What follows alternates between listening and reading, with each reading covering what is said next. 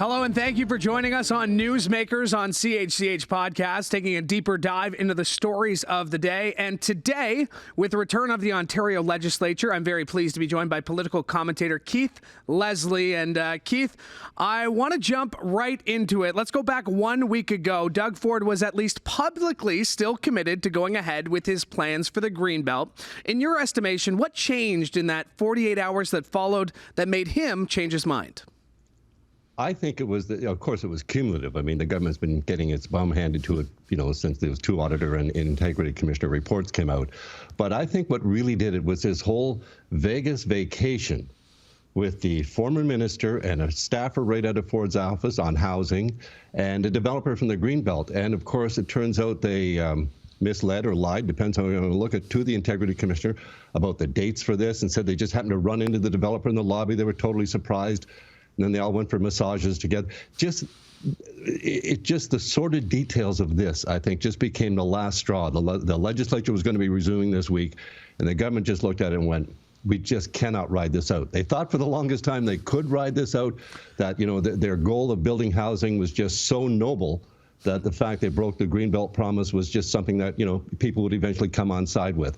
They finally saw that that was just not the case. I think it took them way longer than it should have. But as I say, I think perhaps we'd already heard about Mr. X and how he was making $1 million just by lobbying to get some Greenbelt lands freed up, and those lands were freed up.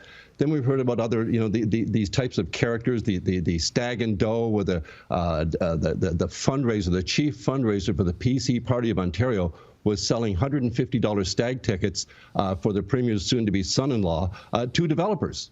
All this kind of stuff, the details like this, the smell just kept getting worse and worse and worse. And I'd say the salacious details about this Vegas vacation I think, put it over the top. They went, we cannot ride this out anymore. The legislature's resuming. We got to just start, take the major step, walk it back, promise we'll never do it again. But our deeds were noble. Our intentions were noble. And for goodness sakes, don't judge us on this because, a leader admits his mistakes. That was Doug Ford's take. A leader admits his mistakes.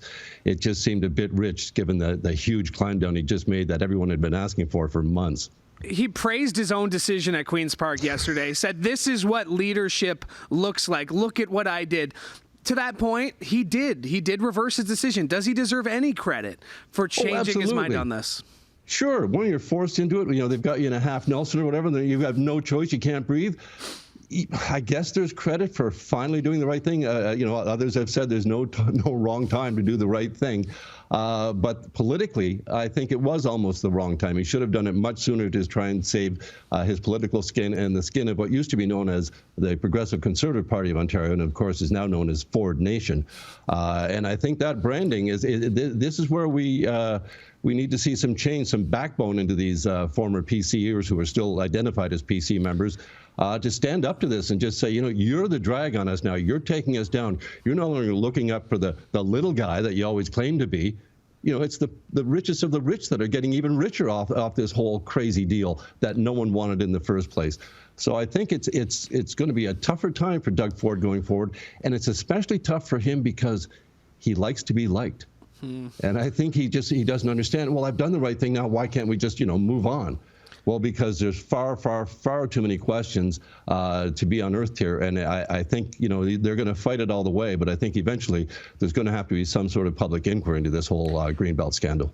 It seems anyway, and you mentioned Ford Nation and just, how all these PCs have managed to rally behind him. They follow his directives very, very well. We saw the last election cycle, he had kind of led the way in saying, don't feel like you need to do debates. And what happened? PCs didn't do debates. He's obviously well respected within his party. Do you think he still has the full support of his party? Because nobody's really saying anything. We saw the resignations, Monty McNaughton, if we want to read into that a little bit. But do you think he still has the full support of his party? And if there were cracks, what would that look like? Well, it would look like, and I think we saw it last Thursday in Niagara Falls when the cabinet had to line up behind him for this big retreat. First of all, Monty McNaughton wasn't there, but of course he knew he was going to be stepping down, so that's fair enough. And I don't think his resignation was necessarily related to the Greenbelt scandal at all. But of course, it hurt. It was the third cabinet minister to go in as many weeks, so that doesn't help. But the rest of the cabinet that stood behind Doug Ford as he proclaimed to be doing the right thing and showing leadership by backing down, doing a 180, and finally putting those lands back into the Greenbelt that he took out. They were some grim-looking faces standing behind him there. They were pretty stoic. No one was smiling, that's for sure. And of course, it was a caucus retreat. So it's the rest of the backbenchers that don't have cabinet seats and the power that comes with them. Their power is, going home in their ridings and getting beat up over the Greenbelt scandal and then bringing it back. So I think at this retreat, that's when Doug Ford finally heard it for 2 solid days from his backbenchers, from his cabinet. We just can't ride this out. Whatever advisors are telling you that we can are wrong. Politically, we're just getting hammered. And, their own internal polling, I'm sure, is showing that they're just, falling off a cliff. Well, you mentioned the polling. Let's take a look at the most recent polling we have. And obviously, these numbers are as of September 2nd. This is Abacus data, the Toronto Star. They came out with a poll at the beginning of the month in a survey of more than 2,000 eligible voters who were asked if an election was held today, who would you vote for? Conservatives, 34%. That's down 4% from the midsummer where they were at 38%. It's also the lowest since the last provincial election. We're going to see new numbers, I'm sure, very soon. How do you think those are going to look once the new polling comes around? I think those Tory numbers are going to be even lower. I mean, if you look, the Liberals at 28% when they don't even have a leader. They're in the middle of a leadership race that, let's face it, not very many people are paying any attention to whatsoever. That they can poll that close to the Tories at this point and actually be above the official opposition NDP. Bad news for the NDP, good news for the Liberals, and really bad news for the Conservatives. Because as you say, once this Greenbelt fiasco and the resignations and cabinet shuffles and all the dancing in the legislature this week, once that's all factored in, those polls are going to, I think the PC numbers are going to take another big hit. But in that last one, just to your point, we went from 38% to 34%. Well, 38% doesn't sound great. You can get a majority government with 38%. We will get to the Liberal. We'll talk about the Liberal leadership because we got you here for a bit, Keith. So I'm going to make sure we get into that. We'll get into some of those NDP numbers as well. But how does the Ford government move on from this? They would want nothing more than to put Greenbelt behind them. What's that going to look like? I think it's going to look like just what we saw in the legislature this week. No matter what question gets thrown at them about the details of the Greenbelt or whatnot, who tipped off who knew what when. We built houses. We built long-term care homes. We're building your new transit. We're building your new schools. We're just going to plow ahead. That's their style. I mean, you just the slogan is flood the zone. They just keep flooding the zone with announcements and daily news. And let's face it, when, a new nursing home is built in your community in many places, that's big news, and it's a big help to the community. New schools are a huge deal. So the government, it has an awful lot of money that it's spending, not just for positive news, but for very positive outcomes as well. And those outcomes can indeed help the government's popularity. But right now, I don't think there's a progressive conservative member, cabinet minister, anyone can stick their head above the ground without getting nailed on this Greenbelt. Why did you do it? Who was doing what? What were you trying to achieve? And why on earth would you have broken such a major promise? Do you think that every day, though, we get further and further away from this and the PCs keep repeating the same talking points again, deflecting, changing the subject like we've seen the last 2 days at Queen's Park? Do you get the sense that every day we move past it, it's likelier that Ford comes through this? I'm not so sure, because the opposition parties aren't going to let go. I'm surprised that they didn't ask every single question about the Greenbelt, but they've got other topics, other issues they have to deal with as well. But no, they're not going to let go. The reporters, the journalists around Queen's Park are not going to stop digging into all this. There's just so much that's unknown. The Integrity Commissioner is still looking at various complaints from the members, and the Green Party leader, Mike Schreiner, has actually asked the Integrity Commissioner to open an independent inquiry. He has the best chance of actually getting something done here. You'll never get the government to agree to an inquiry until they're defeated. Remember the progressive conservative government of Mike Harris, the Liberals were demanding an inquiry into the Ipperwa shooting, and it never happened until 5 years later when they were out of office and the Liberals finally get in. If we want an actual public inquiry, judicial inquiry, it may take till the PCs are out of office, and no one wants to wait that long. I think the Integrity Commissioner is in the best position to get an actual independent inquiry set up and going. He has the authority to do that. And as I say, the Green leader, Mike Schreiner, that seems to be the strongest proposal I've seen so far this week. The NDP's attempt to get a speaker's warrant Well, and to pass their own Greenbelt bill. Anything that's going to require unanimous consent from the Progressive Conservatives is just not going to happen. No. So that's why I think Mike Schreiner's taken at least the strongest, perhaps open tactic that can actually get a result here. But the NDP have also been really, really strong in the legislature. I thought they were better Tuesday than Monday when Marit Stiles really started nailing in on this Vegas vacation and who was with where and who paid for this and how come 3 years later they were paying it back in cash and who bought the tickets. It all, again, it just looks so bad, this particular angle. And Premier Ford punted every single question except for one, and he stood up and said, I've been cleared by the Integrity Commissioner and the Auditor General, and sat back down. So that kind of attitude is not going to have maybe it's that, they want to stop and move forward to every other topic. It's not going to go away. And of course, and all of that looming in the background is the Mounties.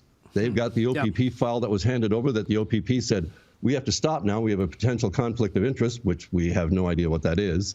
But they've handed something to the RCMP, and they've had it for a while. They haven't ruled out an investigation, but they haven't ruled one in either. So that hanging in the background, I think, is going to be a cloud right over the PC government and Premier Doug Ford for quite some time to come.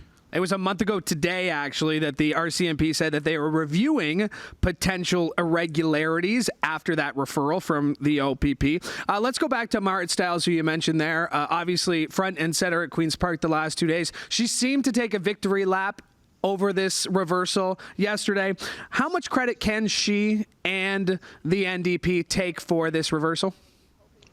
Oh, I think they're entitled to take a bit of a victory lap on this. I think the opposition parties have done some pretty good work. I think journalists, independent journalists in particular, have done some really, really strong work on this particular file. But everyone was due a bit of a victory lap. Let's face it, even though Doug Ford has reversed himself on other issues before, this didn't seem like he was going to do it. This one, he really seemed to dig in, and every time he was pushed, remember, they doubled down and said, okay, we're going to review all the Greenbelt lands, every application to open it up. Whoa. That was a week ago. Keith. That's a week and a half ago. Boy, in politics, as they say, a week is a lifetime. Yeah. They were going to open up everything. And that was such stunning news. We didn't even realize it when he said it, that's what was happening. That literally every application, 600 plus applications were going to be looked at for the Greenbelt. And then, of course, it just boom, boom, boom. So I guess they ran out of napkins to write the rest of the policy on the back of.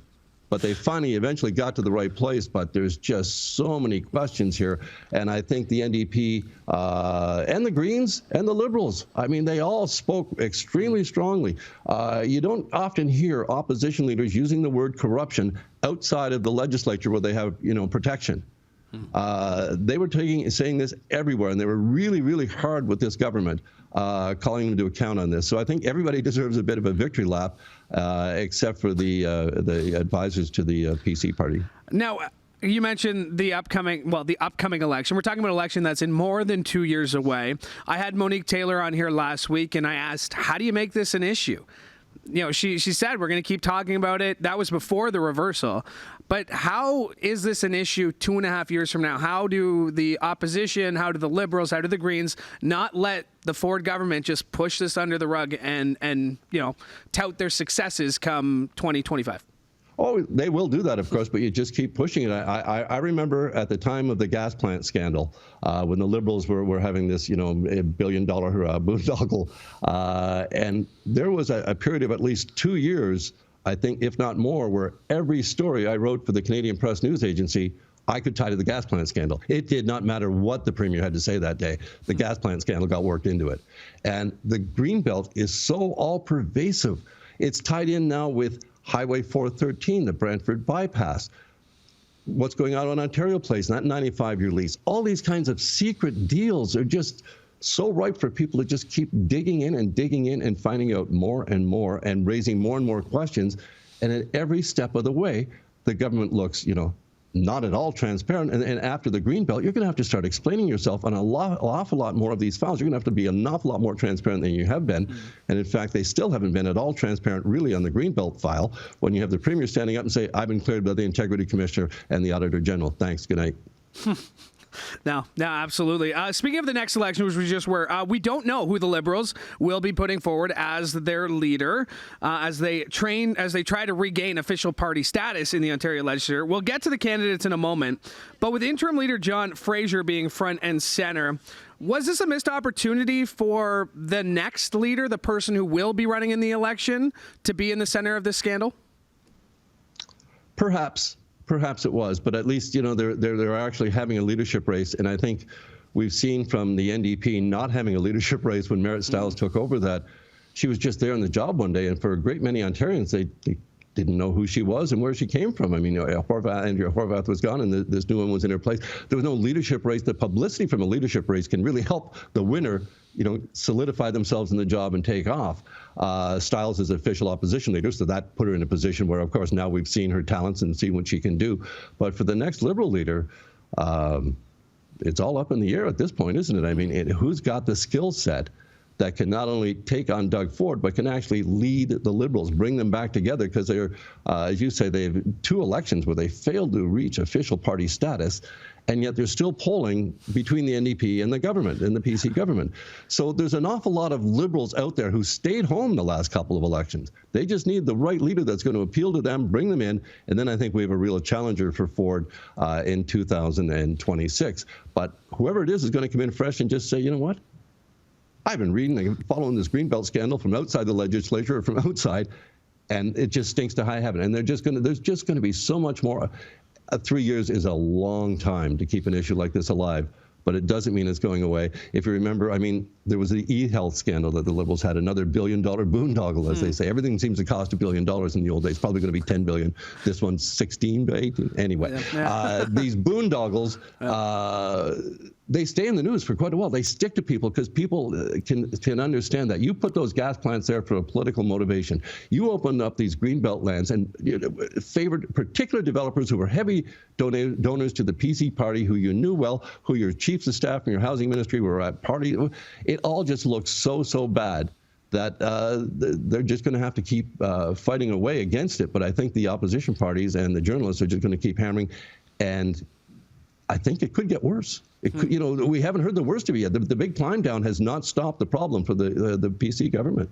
Well put. Let's get to the leadership race. Many people I've talked to have said Bonnie Crombie, the clear front runner. Do you see it that way? And what do you think has elevated her to the status of front runner? As we've gone through our 2 debates now so far in the Ontario Liberal leadership race. I'm not sure. I guess for the most part, it's name recognition. I mean, she just, even before she came into the race, she was considered the leader. And, like if you're Yasser Naqvi, the former Attorney General for the province of Ontario and a federal MP as well, and it's like your last place. People don't even, so Crombie coming in, I think there's a whole lot of the fact that she has no baggage, with the provincial Liberal Party or around Queen's Park, but she does have a record of tangling with Doug Ford. Yeah. And that's good. And of course, we've seen her stand up to him in already, and he seems to be the one that the PC, or she, excuse me, seems to be the one that Doug Ford and the PCs are most concerned about. They're the ones that, they keep talking about her, criticizing her for taking a leave of absence as the mayor of Mississauga and whatnot. So what? She's running against, I think, she's clearly in the driver's seat in this.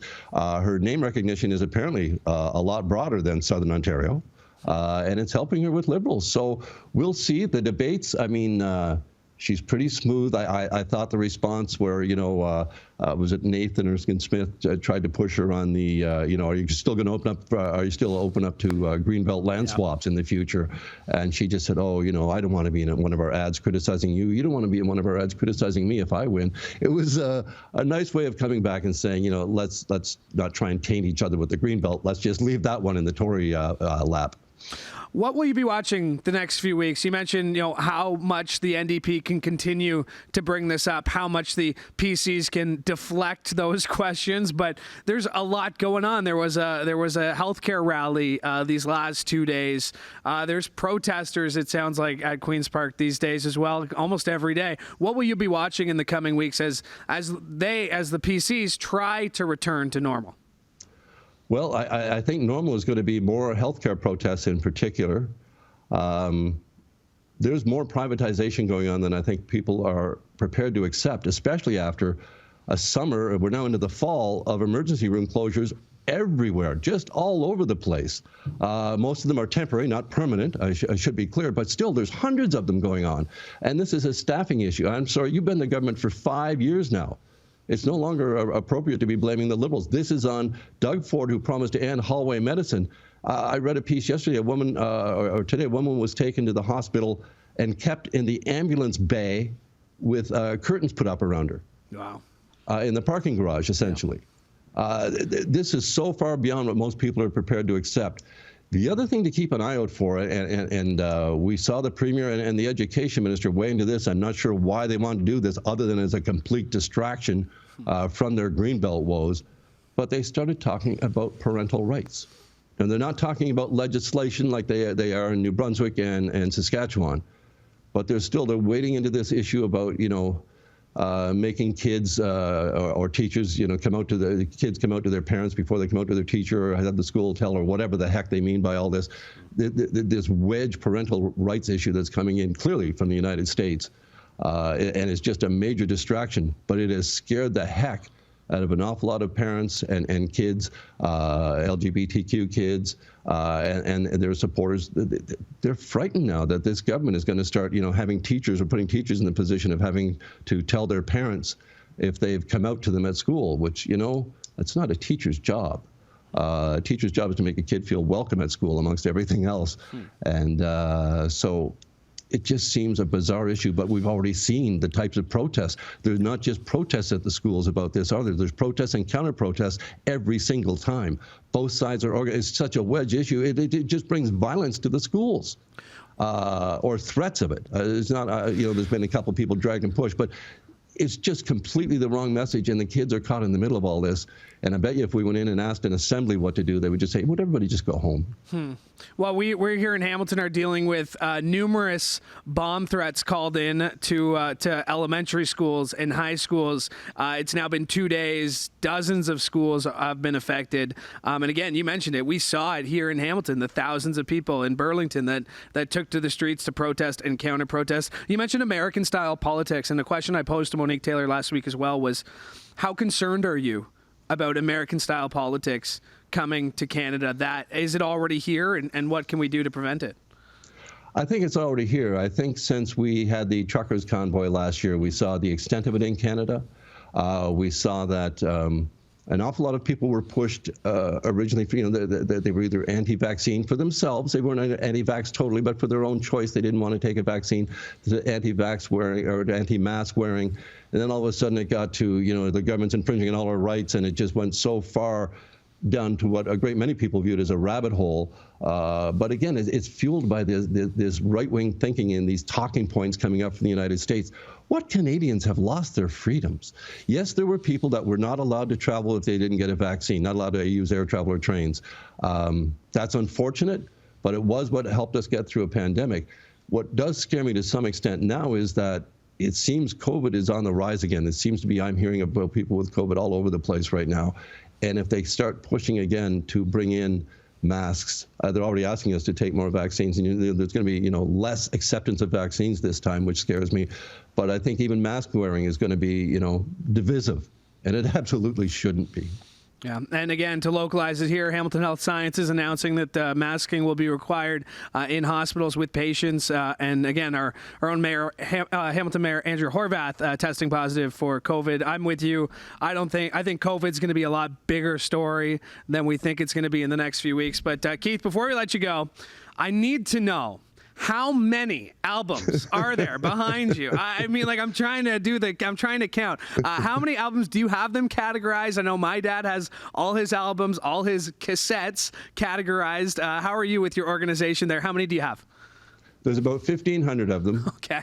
And they're all organized, of course, within an inch of their life, alphabetically, by decade, by genre, and they're all listed on Discogs. So I've got a real good catalog of them. It's a real hobby, and I've had it since I got into radio. I started in radio at CKOC in Hamilton in the late 70s, and I've been collecting records ever since.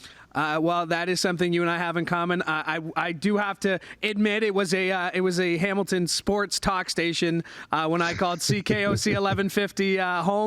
But again, obviously a little piece of Hamilton history there for both of us. Keith, I really appreciate you making the time today.